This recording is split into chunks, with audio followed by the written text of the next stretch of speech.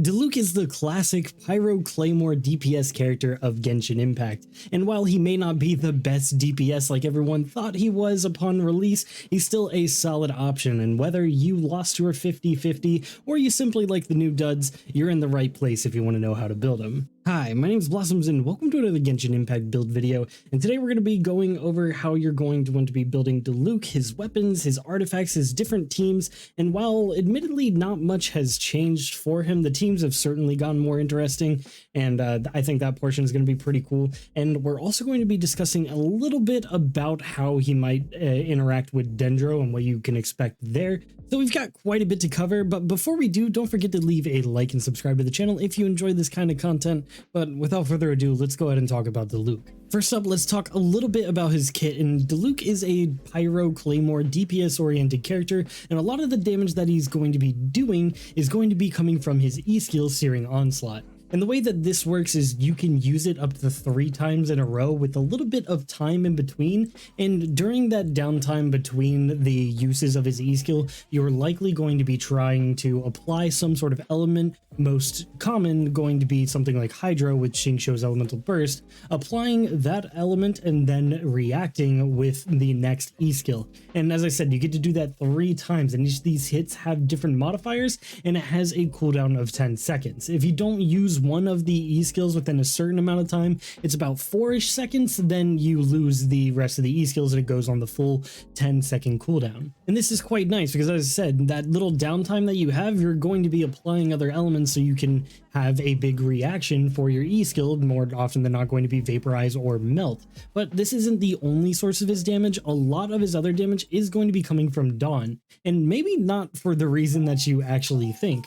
Dawn here is a big sweeping Pyro AoE damage that does a big hit initially and then carries lighter opponents across the field, dealing damage the whole time and then finally exploding at the end. And you'll see what I mean here. You get an initial hit of 306, the damage over time is 90, and then the big explosion at the end is 306. And this has a low energy cost and a low cooldown with an infusion duration, and that's the part that actually matters. And because this damage is actually solid, it's nothing crazy or anything, but this is solid damage on the burst. But the most important part about it is actually going to be that infusion that you saw in those modifiers there, because when you use his elemental burst, it's going to infuse your blade with pyro for 8 seconds, and that's actually going to turn into 12 seconds with his last passive blessing of the Phoenix. And essentially that allows it to last 4 seconds longer, which means you're going to have 100% uptime on the actual infusion as long as you're getting your burst off a cooldown, but it's also going to be increasing your pyro damage bonus by a whole 20%.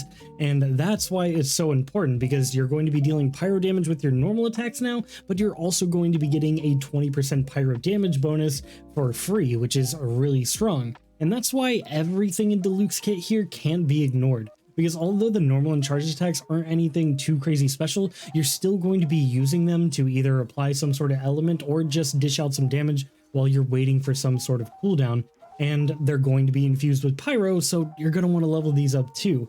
So yeah, the priority here for the talents is definitely going to be Searing Onslaught, the Elemental Burst, Dawn, and then the normal attacks, but realistically you can't really skip out on any of them. Now for the other passive that I didn't mention here, it's going to be Relentless, and that's when Diluc's charge attack stamina cost is decreased by 50% and its duration is increased by 3 seconds. This isn't really anything crazy. You're not often going to be using his charge attack unless you just want to. I only really see you using the charge attack if we get some sort of charge attack focused support in the future, or if maybe you're just running a mono pyro comp, but I don't really think it's that useful. And then the last one here is just some free refunded crafting materials whenever you craft a claymore weapon, which is always very nice. So obviously Diluc's kit is oriented around dealing as much pyro damage as he can, and more importantly, emphasizing the big pyro hits like the E skill is going to be very important, and the big hits on Dawn and trying to react with those are also going to be important.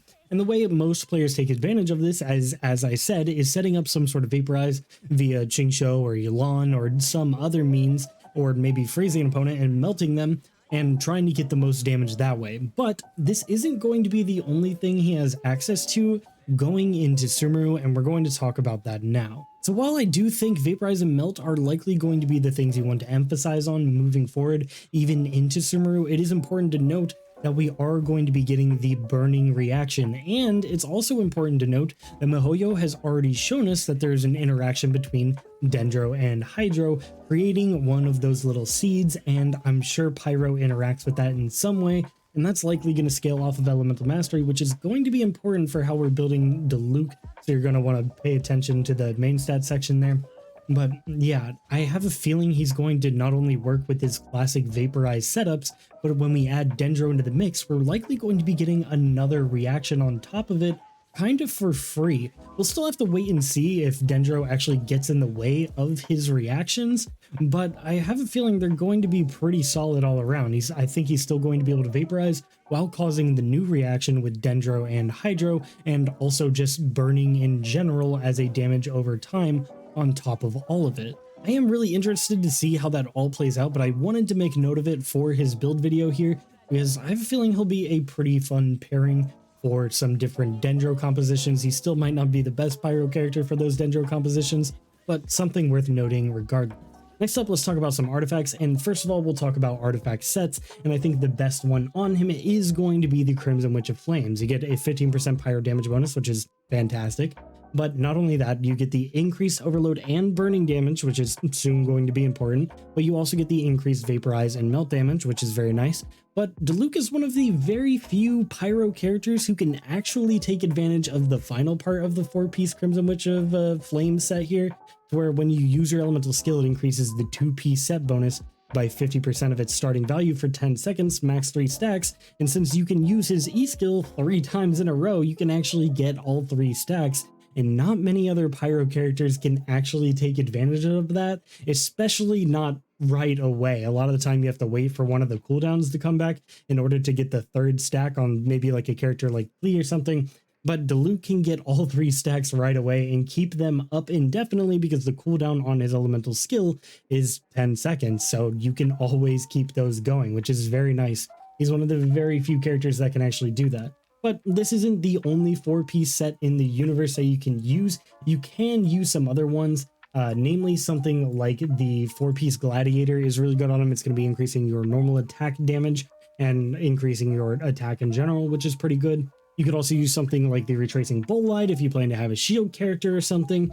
Those are all okay. I wouldn't recommend using something like the Shimenawa's Reminiscence because you are going to want to get your elemental burst as much as you can in order to get that pyro infusion, but you could use it if you really want to focus in on the normal and charged attack. There's also something like the Lava Walker set. If you are going for a mono pyro team, this is going to be a really solid option. It increases the damage you deal to opponents by 35% as long as they have pyro applied, and if you're only running a pyro team, then that's likely going to be the case. So this is a really solid option if you're going that route. But realistically speaking, I'd still think Crimson Witch is just going to be the best for him. You can use some of these other options, but I don't think any of them are even close to just how good this is. Maybe the Gladiator's Finale is pretty close, but I just think this one is certainly the best on him because it's just giving you so much extra pyro damage bonus as well as increasing your reactions, which you're going to want to be doing a lot of. Now, no worries if you don't have a 4-piece Crimson Witch of Flame set all built up, you can still use some split sets, and in all honesty, I would probably use a lot of the split set combinations before I use one of the other 4-piece combinations. In fact, probably my favorite set other than the 4-piece Crimson Witch of Flames on Diluc is just splitting it up with something like the 2-piece of Wanderer's Troop with the 2-piece of Crimson Witch of Flames. It's kind of a similar effect where you're increasing your reaction damage there, and that's a really good option. But you could also simply pair it with something like the Shimenawa's Reminiscence. You could do that with the Gladiator and just get, you know, a bunch more attack. You could pair that with the Emblem of Severed Fate if you just can't find yourself any energy recharge substats, as that'll help you out a lot. He doesn't need a lot of energy recharge, but if you have absolutely no energy recharge substats, then 20% is going to help you get that burst off of cooldown. Alright, enough about artifact sets. At the end of the day, it's going to be a 4-piece Crimson Witch of Flames for me, or splitting that between something like the Wanderer's Troop. Those are realistically the only 2 options I would personally go for, but I wanted to give you everything that you could possibly use. Now it's time to talk about main stats, and this is where things get interesting because you can see I have an Elemental Mastery Sans here, and honestly, this is going to be the way to go for your Diluc, but it kind of depends, and we'll talk about that. So the Elemental Mastery Sands is going to be fantastic on Diluc because some of his best damage is going to be from when you're reacting with another character like Xing Shou getting vaporizes or even potentially melts, and having Elemental Mastery there is going to be making those damage numbers deal, substantially more damage.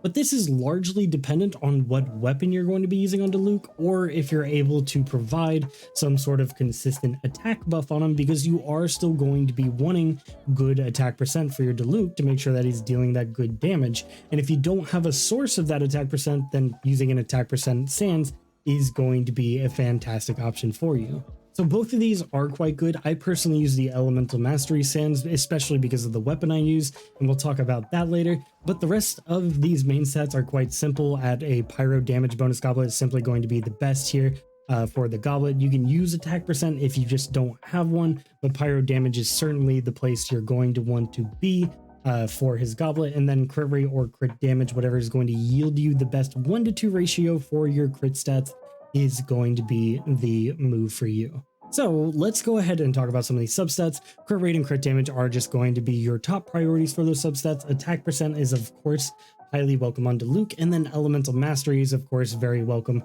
And then throwing in a few energy recharge substats where you can is going to be important to make sure that you're getting that elemental burst off the cooldown as much as you can to ensure that your Pyro Infusion is staying at 100% uptime. Time to circle back to the weapons that I was mentioning earlier, and the reason I'm using an Elemental Mastery Goblet is because I'm using the Wolf's Gravestone. It's already giving me a ton of attack, whether it's from its actual substat here or the passive here, where they're both just giving me a ton of attack to the point that I just don't need to be using an attack percent Sands because I'm just getting diminishing returns at that point, and Elemental Mastery is far more useful. And in all honesty, this is the best 5-star Claymore for Diluc still. It's just a really good option, and the other 5-star Claymores aren't really that great for him. They don't really do much for his kit or anything, so this is probably still going to be your best option until we get something else, but it isn't your only option. You can still, of course, use things like the Serpent Spine. The Serpent Spine is fantastic, often beating out a lot of other 5-stars just because it has a really good passive, some solid crit rate. Other things like the Blacklift Slasher are fine if you're needing the crit damage. And then of course something like the Prototype Archaic is actually a good option too, because it is giving you that attack percent substat that we were talking about earlier. So if you too wanted to go the Elemental Mastery route, then Prototype Archaic is going to be a solid 4-star option for that. And a lot of the others are still usable here. If you really wanted to, you could take advantage of them, but they're not going to be yielding the best damage or anything. So I would recommend just sticking to something like the Wolf's Gravestone, the Serpent Spine, the Blacklift Slasher, or maybe the Prototype Archaic, and everything else falls to the wayside. However, the fish is also still a pretty decent option. Its base attack is low, but you do get plenty of attack percent, and you get some extra elemental burst damage, so that's fine. I'd still think some of these other options are better, but the fish is actually a pretty good option. All right, we're briefly just going to talk a little bit about constellations. These are all solid constellations. None of them are character changing, really. They all just make him deal more damage or give him more attack speed, which is very, very nice, and honestly makes him feel a lot better as a character.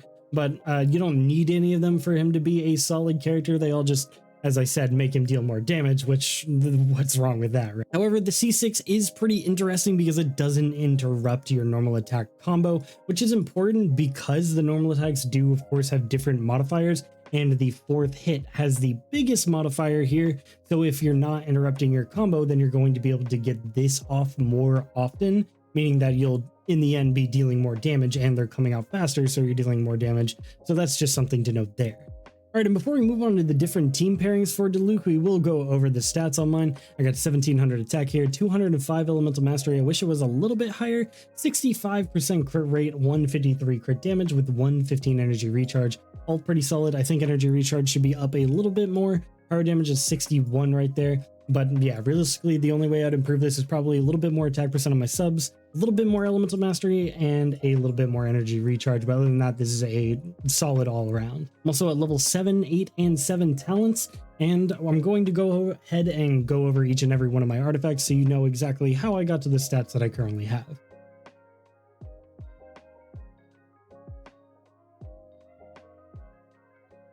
All right, talking about some of the best team combinations or team pairings for Diluc, some of the most common characters you'll see paired with him are Bennett and Xingqiu. This is because Bennett can, of course, buff him to Kingdom Come with his Elemental Burst, but Xingqiu can also provide much needed Hydro application off of the field to, of course, vaporize off of, not to mention you get the resistance to interruption and a little bit of healing and damage resistance there. It's always a fantastic character, but is a really good one because you can normal attack in between your E skills, like I mentioned previously, in order to very consistently vaporize each and every E skill. These two are very, very strong with him, and you can pair these two with a myriad of other characters.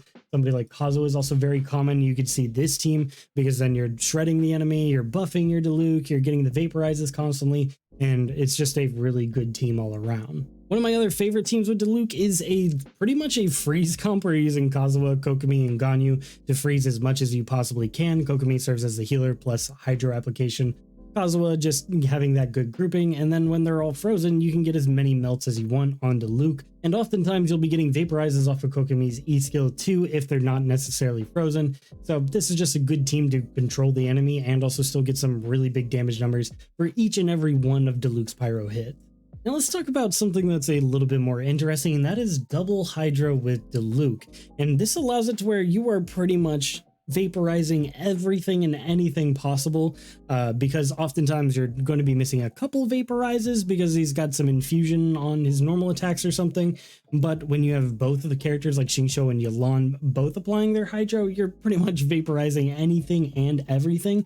But if you want to take it even further, one of my favorite ways to play Diluc recently has been to do a team like this, where it's Diluc, Xingqiu, Yelan, and Raiden Shogun. And essentially, Raiden Shogun, you just use her E skill and you get a bunch of electro charge procs from Xingqiu and Yelan, and then you're oftentimes vaporizing and overloading the enemy with Diluc, which is just a ton of fun. And when you have him on an Elemental Mastery Sans, those overloads are of course dealing more damage because overloads scale really well off of Elemental Mastery. So I really, really like this team, and it's a ton of fun for me. It does get in the way of some of your vaporizes, so I'm not going to pretend it is necessarily the best team comp, but having both of the Hydro units here make it to where you are still very consistently vaporizing, and I enjoy it a lot. And one last team I'll go ahead and show you guys is the Mono Pyro comp for some of you madmen who actually want to do that. The best way to do so is probably going to be Diluc, Kazuha, Bennett, and Xiangling. And then that way you're buffing everybody with somebody like Kazuha, as well as, shredding the enemy for their pyro resistance, buffing everybody with Bennett, and then Xiangling's just a crazy character, and then your on-field driver is just going to be Diluc, dealing a bunch of pyro damage. And this is actually a really good team comp. I was, kind of messing around saying, can't believe you'd want to do that, just because I personally don't find mono teams too fun. I do like mono Geo, but Geo doesn't do anything anyway. I digress. But this team actually does compete DPS wise with some of Diluc's best teams, so don't knock it. It's a very strong team and can deal a lot of damage. It's just not necessarily all that fun for me personally. Alright, that's going to be about it for this video. Hopefully this helped you out building your Diluc. Let me know if you lost your 50-50 and that's why you're here, or maybe you just got the new skin or something. I'd like to see all those comments below. And in conclusion, he's still a really solid character. He's nothing broken in particular, but I still find him pretty fun, even though he's outclassed by some of the other Pyro DPSs. Using him especially in this team that I was talking about earlier with Xingqiu, Yelan, and Raiden Shogun has been a blast for me, and I can't wait to continue using him in this particular team. But yeah, other than that, I hope you guys have a fantastic rest of your day. I'll see you guys in the next video. Peace.